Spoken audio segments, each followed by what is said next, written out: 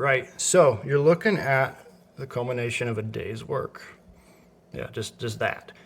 But a lot of measurements are done and a lot of holes are drilled, a lot of material removed. Now these go between the rails and the actual beams mount to these four holes right here. And that's how that's gonna go.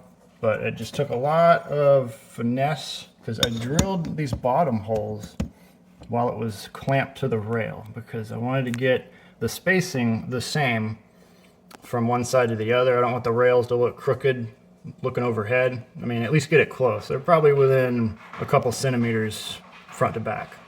And I had to do that for the three of them. And I had to carve out this spot for the middle ones for the bolt there that holds the L-beam down. And yeah, so I got these in the sink so I can wash all the lubrication off of them. Threw myself off with my shitty joke. Ow.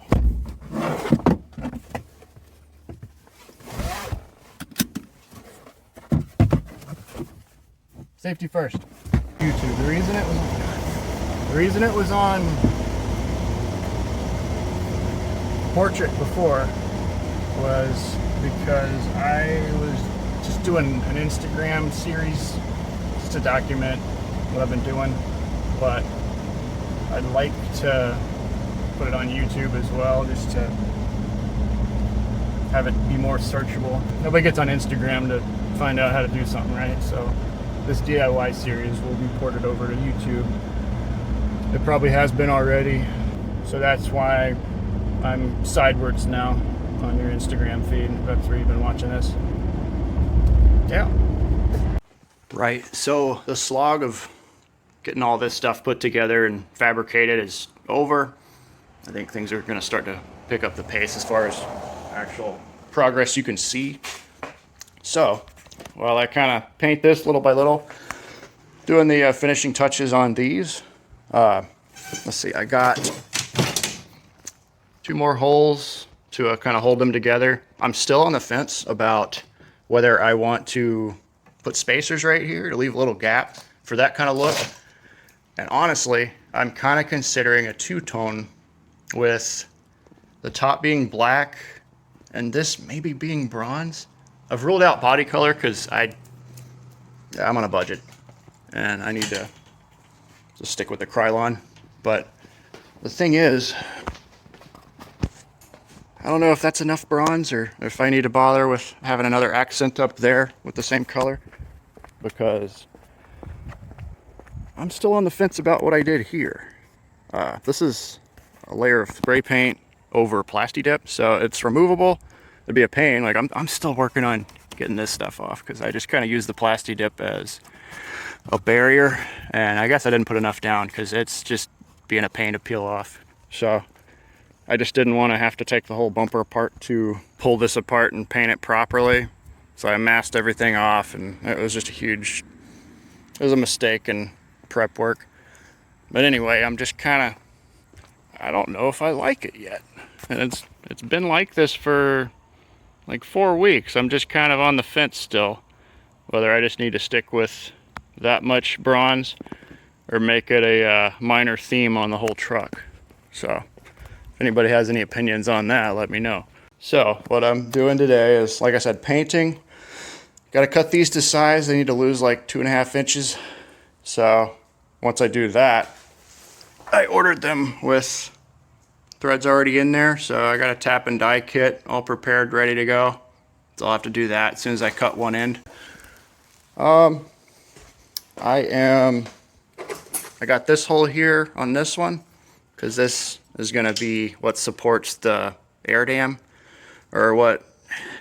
Stay tuned on that, because what companies like Prinsu and all that tend to do is they'll try to do too many. I don't have enough hands.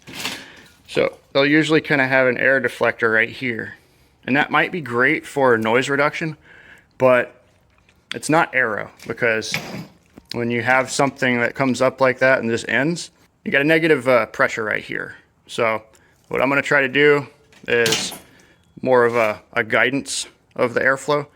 So kind of take a page out of the airplane wing, and I'll I'll have another video where I explain all this stuff. Like, I'm no aero engineer, but I understand a little bit, and I think I can get some pretty good airflow. Right, so I've done some stuff, and I didn't document any of it. So let's get caught up. Here's where we're at right now.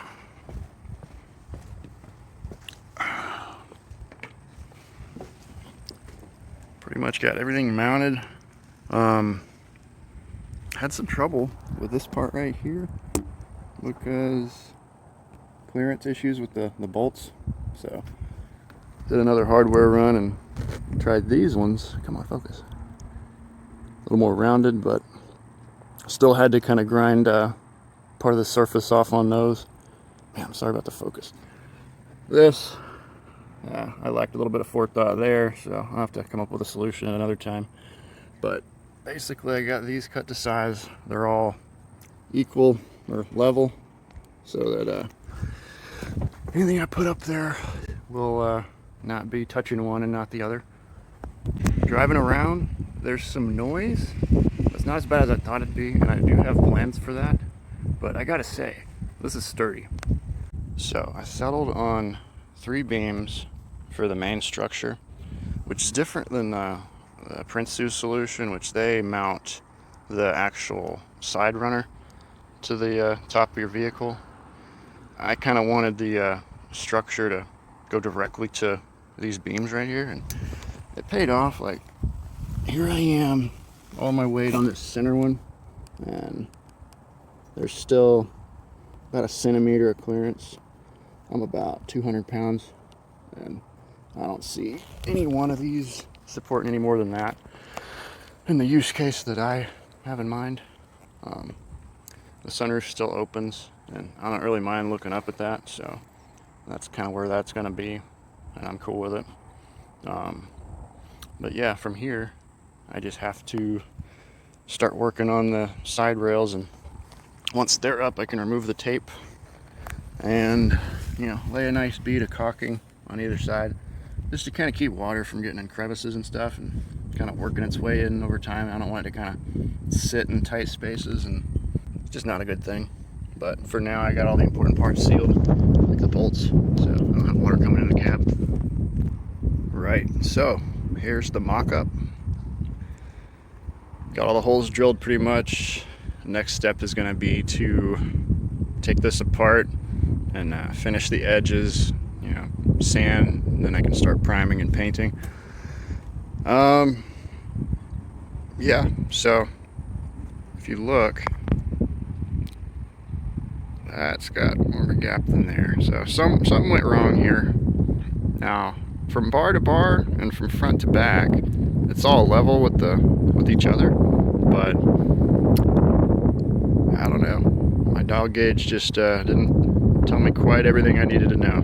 So in hindsight, it probably would have been better to put the truck on jacks and get it level. And yeah, right. Get everything smoothed out.